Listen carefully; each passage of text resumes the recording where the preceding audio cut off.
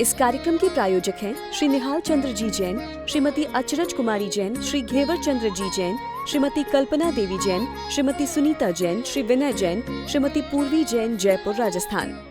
उत्तम क्षमा आदि 10 लक्षण धर्मों की चर्चा हम लोग कर रहे हैं। कौन हैं इन 10 धर्मों के धारक? अरिहंत हैं, 10 धर्म धारक, धर्म धारक सिद्ध हैं, आचार्य हैं, उपाध्याय हैं, साधु हैं। वे हैं 10 धर्मों के धारक। सच में तो ये 10 लक्षण धर्म हमारे मुनिराजों के जीवन में होते हैं। हमारे भावलिंगी संत, हमारे मुनिराज, वे ही इन 10 धर्मों की आराधना करने वाले होते हैं। इन 10 लक्षण धर्मों की आराधना करते हुए आज हम तप तक आ गए हैं। तप, तपस्या, तप माने है तपस्या। शब्द जुड़ा है साथ में उत्तम। यदि उत्तम साथ में नहीं हो तो तपस्या की कोई वक़्त नहीं है। मानी ऐसी तपस्या किसी काम की नहीं है जो तपस्या उत्तम नहीं हो। दुनिया में कौन सा ऐसा धर्म दर्शन है जहाँ तपस्या की बातें नहीं कही गई होगी? सब तपस्या की बात करते हैं। हिंदू लोग भी करते हैं, मुसलमान लोग भी करते हैं। रोजे रखते हैं मुसलमान लोग, 40-40 दिन के चिल्ले रखते हैं। ऐसा तप करते हैं कि दिन भर कुछ नहीं खाते हैं। नहीं खाते हैं का अर्थ जानते हैं आप? मुसलमान लोग जब रोजे रखते हैं तो मुंह में थूक भी नहीं निगलते दिन भर। इतना कठोर आचरण आचरते हैं। लेकिन भाई, न यहाँ हिंदुओं के तप की बात है, न मुसलमानों के तप की बात है, न ईसाइयों की यहाँ पर चर्चा है, न दूसरे धर्म संप्रदायों की बात है। यहाँ तो सम्यक दर्शन और सम्यक ज्ञान के साथ में होने वाले तपश्चरण की चर्चा है। सम्यक दर्शन, सम्यक ज्ञान की सत्ता का सूचक है उत्तम, और तप माने है तपस्या। वैसे तप शब्द सुनते ही हमारे दिमाग में कोई एक पिक्चर बनने लगती है। ओ तपस्या, तपस्या माने कोई कठोर आचरण होगा। तपस्या सुनते ही ऐसा लगता है जैसे एक पैर पर खड़ा होगा कोई आदमी, हाथ ऊंचे किए हुए होंगे, माथे पे पत्थर होगा, कोई ऐसा बहुत मतलब एक हार्ड वर्क जैसा लगता है अपने। अरे भैया ये बहुत तपस्वी हैं। तपस्वी है माने बहुत हार्ड वर्क करते हैं, बहुत कठोर आचरण है इनका, ऐसी फीलिंग आती है तपस्या शब्द सुनते ही। अरे बहुत तपस्वी हैं, बहुत तपस्वी हैं, माने उपवास करते होंगे, व्रत करते होंगे, व्रती होंगे, नियम संयम इनके होंगे, बहुत कठोर आचरण होगा, वो तपस्वी दिखते हैं। लेकिन भाई, तपस्या में कष्ट नहीं है, तपस्या में आनंद है। वो तप नहीं है जिस तपस्या में कष्ट हो, वही तप है जिसमें आनंद हो। तप चाहे सुर राय, कर्म शिखर को वज्र है। कर्म रूपी पर्वतों को भेद देने के लिए जो वज्र के समान है उसका नाम है तप। तप सा निर्जराच्य, उमा स्वामी आचार्य ने कहा है, तप सा निर्जराच्य, तप के माध्यम से निर्जरा होती है। लेकिन तप किसे कहते हैं गौरांग भाई? तप किसे कहते हैं? तो जवाब लिखा, इच्छा निरोधस तप है। कहाँ आई है ये चर्चा इच्छा निरोधस तप है की? तत्वार सूत्र में नहीं, लेकिन तत्वार सूत्र में नहीं आई है। यह चर्चा धवला में आई है। इच्छा निरोधस तप है, यह धवला ग्रंथ का वाक्य है, धवला ग्रंथ की सूक्ति है। इच्छा निरोधस तप है। अपने को ऐसा लगता है इस तरह के सूत्र तो तत्वार सूत्र में मिलते हैं ना, तो कुछ भी नहीं, तत्वार सूत्र लगा दो, तत्वार सूत्र ही होगा, ऐसा नहीं है। अभी जो तपसा निर्जराच्य है, ये तपसा निर्जराच्य, ये चर्चा मिलती है तत्वार सूत्र में। तप से निर्जरा होती है, लेकिन तप किसे कहते हैं? वो तप की चर्चा आई है, इच्छा को रोकने वाले तप की चर्चा आई है धवला ग्रंथ में, वीरसेन स्वामी ने लिखी है। अब जरा दुनिया में तपस्या करने वालों से जाकर के पूछो कि जो तपस्या कर रहे हैं कि भैया आप जो तपस्या कर रहे हो इसमें इच्छाएं कितनी रुकी है? इच्छाएं रुकी कि नहीं रुकी? यदि आपकी इच्छाएं नहीं रुकी तो इसका मतलब वो तपस्या असली तपस्या नहीं है। क्या आपकी जो इच्छाएं हैं, क्या ये इच्छाएं असली कब कहलाएगी? दुनिया में जितने लोग तपस्या कर रहे हैं। कोई व्यक्ति क्या सोच के तपस्या कर रहा है, कोई क्या सोच के तपस्या कर रहा है, मैं तपस्या करूंगा तो ये मिल जाएगा, ऐसा तपस्या करूंगा तो इसकी सिद्धि हो जाएगी, ये सिद्ध हो जाएगा, वो सिद्ध हो जाएगा, रिद्धियां प्राप्त हो जाएगी, शक्तियां प्राप्त हो जाएगी। तपस्या के दम पर पता नहीं क्या क्या सिद्ध करना चाह रहे हैं। तो उसने भी 12 वर्ष तक शंभू कुमारी तो था रावण का भांजा, उसने क्या किया, 12 साल तक तपस्या करता रहा चंद्रहास खड़ग प्राप्त करने के लिए, सूर्यहास चंद्रहास खड़ग प्राप्त करने के लिए। खड़ग माने तलवार, एक अद्भुत तलवार, ऐसी रिद्धि से 12 साल तपस्या की उसने। कई लोग तपस्या के दम पर सोना बनाना सीख रहे हैं, तपस्या के दम पर नोट बनाना सीख रहे हैं, नोट छापना सीख रहे हैं, गोल्ड बना रहे हैं, रसायन तैयार कर रहे हैं। तपस्या के नाम पर क्या क्या हो रहा है, लेकिन क्या वो तपस्या है क्या? क्योंकि तपस्या तो इच्छाओं के रुकने को कहते हैं। आप तो इच्छा रख करके तपस्या कर रहे हो। और यदि अपने जैन धर्मावलंबियों की यदि हम बात करें, जो हमारे सामने सब लोग सुन रहे हैं, यदि मैं उन सब की बात करूं आपके बीच में, तो मैं बिल्कुल ये बात कह सकता हूं कि हमारे यहाँ तो तपस्या माने उपवास इसलिए किए जाते हैं कि 10 दिन पूरे हो जाने के बाद में जुलूस निकलेगा। हमें बग्गी में बिठा करके ले जाएंगे, मंदिर ले जाएंगे, माला पहनाएंगे, नए कपड़े आएंगे, बच्चे लोगों को देखो आप उत्साह, वहाँ सम्मान होगा हमारा भरी सभा में। क्षमा वाणी के दिन सब लोगों को इकट्ठा करेंगे तो उस दिन हमारा वहाँ सम्मान होगा, प्रशस्ति होगी, हमारा भी नाम बोला जाएगा। अब ये कुछ ना कुछ आपके दिलो दिमाग में ऐसी बातें बैठी हुई है जिनके दम पर आप ये उपवास आदि कर रहे हो, व्रत आदि कर रहे हो।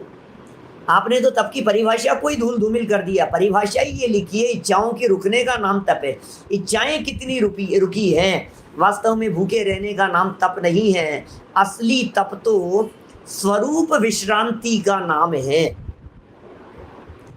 असली तप तो आत्मा के प्रतपन का नाम है, चैतन्य के तपने का नाम है असली तप। माने जिसके माध्यम से कर्म निर्जरा को प्राप्त होते हैं। निर्जरा का मुख्य कारण कहाँ है? तपस्या को। अब निर्जरा तो हो नहीं रही है और यहाँ तो वजन कम हो रहा है, शरीर की निर्जरा हो रही है। और क्या हो रहा है? बोले मैंने 10 दिन के उपवास किए, 3 किलो वजन कम हो गया। कि किए क्यों थे? कि इसीलिए तो किए थे, मेरा तो सफल हो गया। अब 10 दिन उपवास करना सफल हो गया है इसका। क्यों? क्योंकि 3 किलो वजन कम हो गया। अरे भाई, यहाँ तो स्वरूप में से कर्म कम होने चाहिए, स्वरूप साधना से।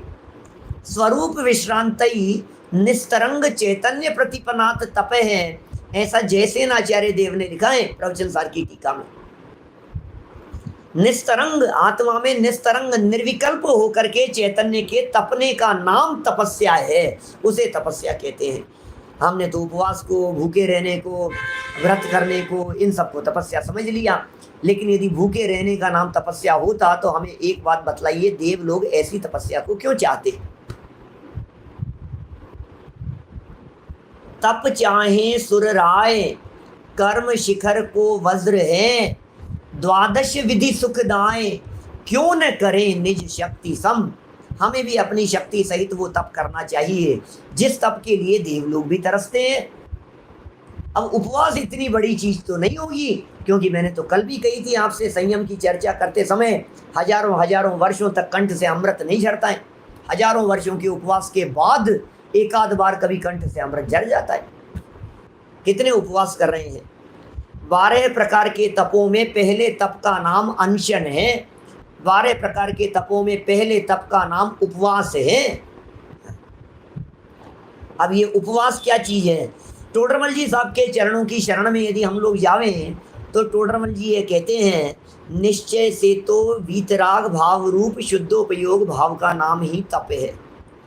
जिससे शुद्धोपयोग की वृद्धि हो, जिससे शुद्धोपयोग रूप वीतराग भाव की वृद्धि हो, उसे तप जानना चाहिए। वो हुआ कि नहीं हुआ। ये उपवास आदि भी इसलिए किए जाते हैं कि हम निवृत्त हो जाते हैं, बाहर से हमें निवृत्ति मिल जाती है। जिसने उपवास किया, माने भोजन नहीं किया, समझ लीजिए आप, तो कितनी चीजों से फ्री हो गए भाई साहब आप। खाना नहीं होगा तो लाएंगे नहीं, बनाएंगे नहीं तो खाएंगे नहीं, और खाएंगे नहीं तो बर्तन नहीं साफ होंगे, काम नहीं होंगे, किचन नहीं फैलेगी, कितने सब कार्यों से निवृत्ति हो गई। और खाएगा नहीं तो फ्रेश होने भी नहीं जाएगा, खाया ही नहीं है, जब खाएगा ही नहीं तो निकालेगा क्या। तो सब चीज़ों से निवृत्ति मिल गई ना, कितना टाइम बच गया है हमारा। आप एक बार भोजन का त्याग करके देखिए, आपको कितना फ्रीनेस महसूस होता है। आपको ऐसा लगेगा कोई काम ही नहीं है यार, बहुत सारे झंझटों से बच गए अपन लोग। तो ये उपवास का समय किस लिए था? अब उपवास करके किया क्या भाई साहब, ये बतलाओ। तो अरे हमने उपवास किया तो आज बहुत टाइम मिल गया था हमारे को, तो हमने वो अलमारी वगैरह सब फैली हुई थी वो सब साफ कर दिया था। टाइम मिल गया ना, आज खाना तो बनाना नहीं था, इनका भी उपवास था हमारा भी उपवास था, तो दोनों का उपवास था। तो अपन ने तो बस ये ऑफिस चले गए और हमने सारा काम, घर की साफ सफाई, सारे अलमारियाँ फैला ली, कपड़े जमा लिए, ये सब काम फ्री काम उपयोग कर लिया अपन ने। आज फ्री थे, कोई काम नहीं था, उपवास था, तो कई दिनों से पेंडिंग था, उनके मिलने जाना था, तो चलो मिल आते हैं, थोड़ा टाइम पास हो जाएगा। क्या आपने ऐसा उपवास किया है क्या? यहाँ जिस उपवास की बात कर रहे हैं, ये समय क्यों बचाया था? ये समय तो अपने स्वभाव के नज़दीक आने के लिए बचाया था। भोजन नहीं करके जो समय बचाया है, वो समय तो स्वभाव की आराधना करने के लिए बचाया है, वो तो स्वाध्याय के लिए बचाया है, वो तो अपने आप के नज़दीक आने के लिए बचाया है। उपवास शब्द का अर्थ सब सुना है, सबने जानते हैं। उप माने होता है नज़दीक और वास माने होता है रहना। अपने स्वभाव के नज़दीक रहने का नाम उपवास होता है। अब स्वभाव के नज़दीक आए नहीं तो फिर वो उपवास कहलाता नहीं है, फिर उपवास नहीं है वो, फिर तो उपवास का प्रदर्शन मात्र है। टोडरमल जी साहब ने तो उसे लंघन कह करके पुकारा है, बोले काहे का उपवास है तेरा, ऐसे उपवास थोड़ी ना कहते हैं। कषाय विषयाहारो त्यागो यत्र विधीयते, ऐसी पंक्ति लिखी है। कषायों का त्याग हो, विषयों का त्याग हो और विधि पूर्वक आहार आदि का त्याग हो तो उपवास कहलाता है।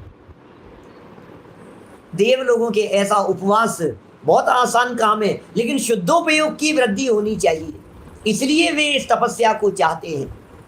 देव लोग जिस तपस्या को चाहते होंगे, वो तपस्या 2-4 दिन भूखे रहने से नहीं हो सकती है। और यदि भूखे रहने से कर्म झड़ते हों तो मैं ये बात कह सकता हूँ, सबसे पहले नरक वालों को मोक्ष होना चाहिए, नारकियों को मोक्ष होना चाहिए सबसे पहले। क्यों साहब, गलत कह रहा हूँ क्या? क्षितिज भाई, 10-10 हजार वर्ष के उपवास कंटिन्यू, देवों के तो चांस ही नहीं है। लगातार सागरों तक के उपवास नारकी जीवों के, मिट्टी खाई तो खाली, नहीं तो नहीं खाई, उपवास ही चल रहे हैं।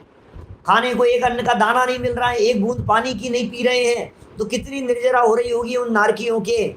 लगता है भाई साहब इतने उपवास करेंगे, एक उपवास से यदि थोड़ी निर्जरा होती है तो 10,000 उपवास से क्या होगा। और सागरों के उपवास यदि नारकी करेंगे तो लगता है नरक से डायरेक्ट मोक्ष जाता होगा, फिर शायद कोई रास्ता निकलता होगा नरक से।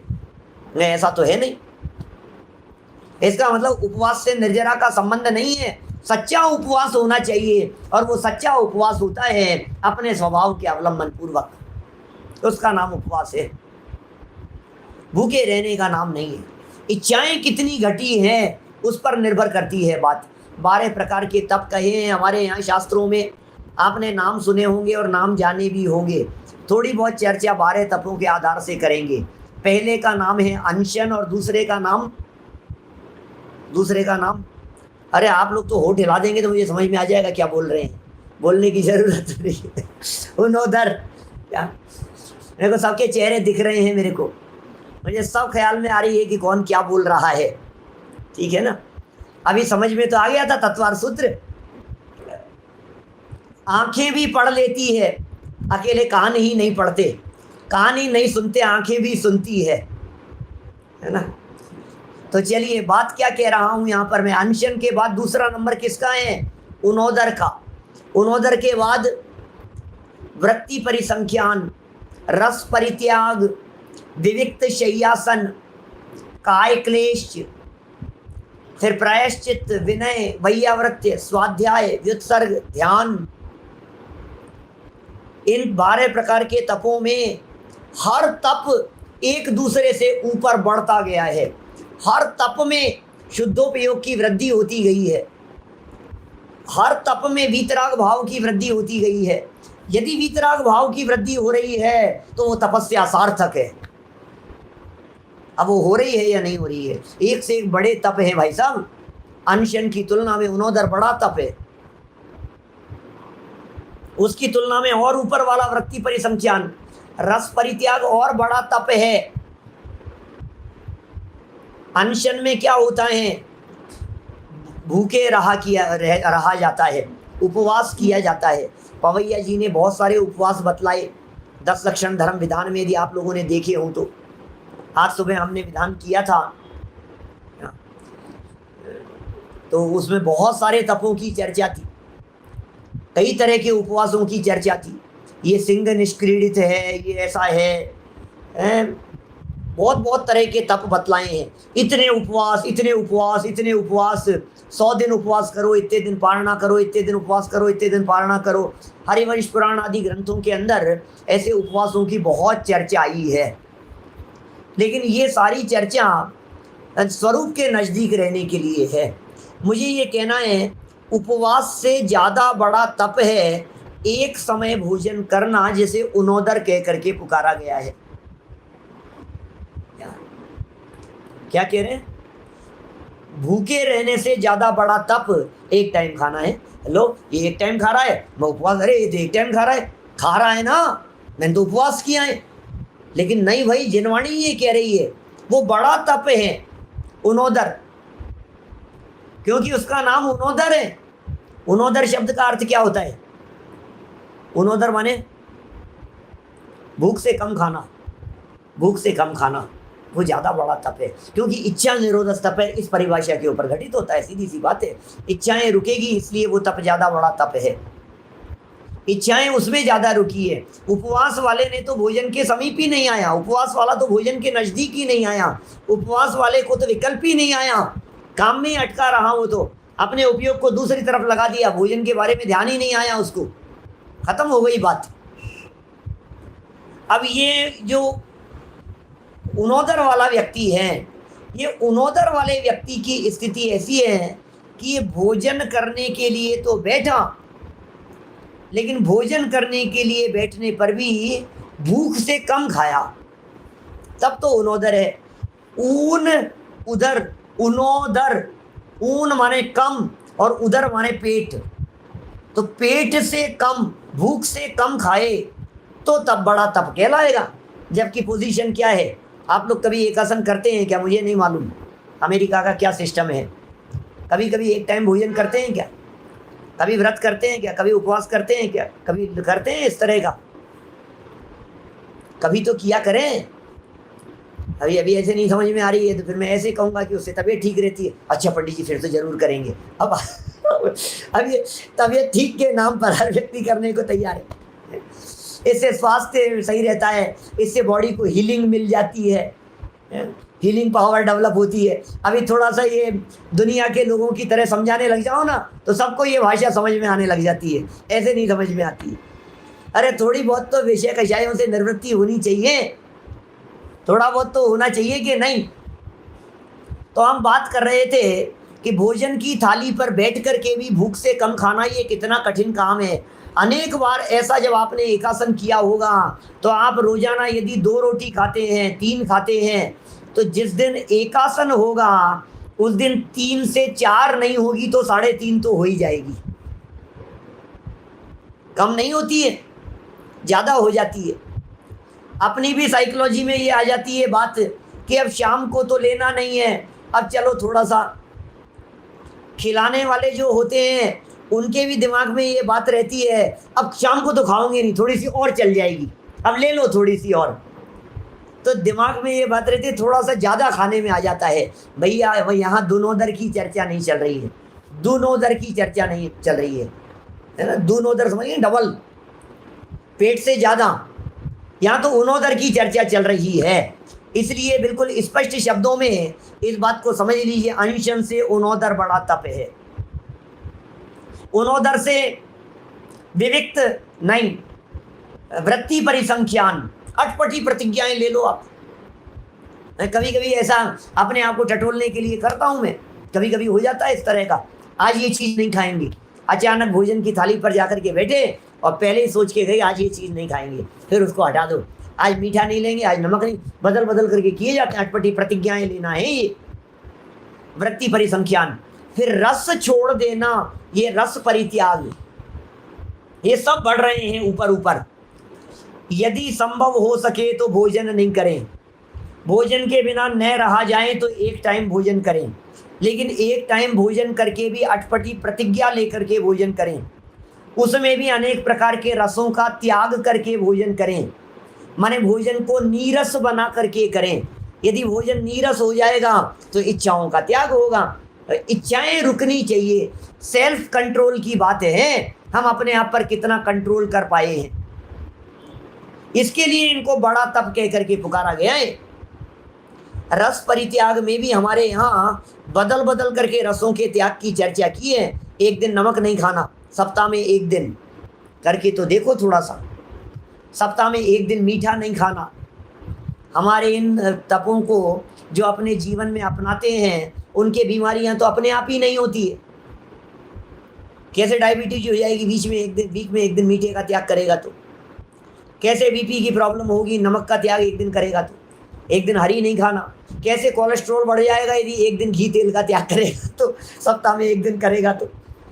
आप समझ रहे हैं, मैं बीमारियां इलाज की तरफ आप लोगों को आकर्षित नहीं करना चाहता हूँ, ये मेरा सब्जेक्ट नहीं है। मैं तो सिर्फ ये बात कह रहा हूँ, हमारे वीतरागी संत आखिर निरोगी क्यों रहते हैं। हमारे भावलिंगी संतों को, मुनिराजों को दवाइयों की जरूरत क्यों नहीं पड़ती, उपचार की जरूरत क्यों नहीं पड़ती। एक दिन दूध का त्याग कर दिया, गोरस का त्याग कर दिया, ऐसे बदल बदल करके जब त्याग किए जाते हैं, एक दिन हरी का त्याग कर दिया तो शरीर को 6 दिन तो खाया और एक दिन नहीं खाया तो आवश्यक पोषक तत्व भी मिल जाते हैं और इच्छाओं पर भी कंट्रोल हो जाता है। अब आपने लाइफ टाइम के लिए नमक छोड़ दिया तो बॉडी में भी उस चीज़ की कमी हो जाएगी और फिर थोड़े दिन तो अटपटा लगेगा, फिर बिना नमक का भोजन ही अच्छा लगने लग जाएगा।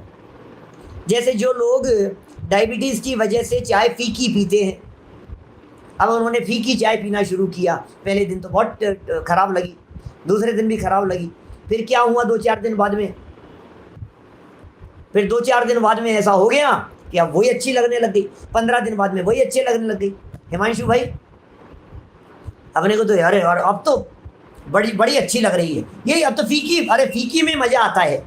अब ये जो फीकी में मज़ा आने लग गया है, इसका मतलब वो रस परित्याग नहीं हुआ, यहाँ तो इच्छाएं रोकनी थी, अपने आप पर कंट्रोल करना था, विषयों पर कंट्रोल करना था, वो कंट्रोल नहीं हुआ, इसलिए बदल बदल करके खाने की बात हमारे यहाँ जिनवाणी में कही गई है।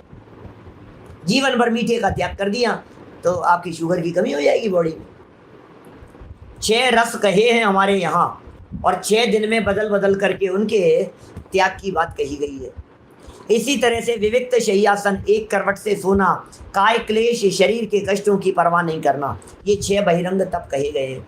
अरे सुनो भैया, अनशन पहला तप और ध्यान अंतिम तप। अनशन सैकड़ों वर्षों तक करे तो निर्वाण की गारंटी नहीं, और सच्चा ध्यान यदि अंतर्मुहूर्त करे तो केवल ज्ञान की गारंटी है अंतर्मुहूर्त में।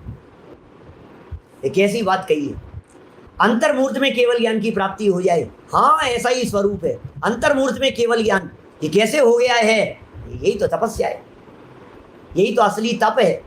अभी अंतरंग तप तो और ज़्यादा उत्कृष्ट हैं बहिरंग तपों की तुलना में, लेकिन उन्हें अंतरंग इसलिए कहा गया है कि उन तपों को आचरते हुए ये जीव तपस्वी जैसा नहीं दिखाई देता है, ये है असली मुद्दा, इसलिए उन्हें अंतरंग कहा है। इस कार्यक्रम के प्रायोजक हैं श्री निहाल चंद्र जी जैन, श्रीमती अचरज कुमारी जैन, श्री घेवर चंद्र जी जैन, श्रीमती कल्पना देवी जैन, श्रीमती सुनीता जैन, श्री विनय जैन, श्रीमती पूर्वी जैन, जयपुर, राजस्थान।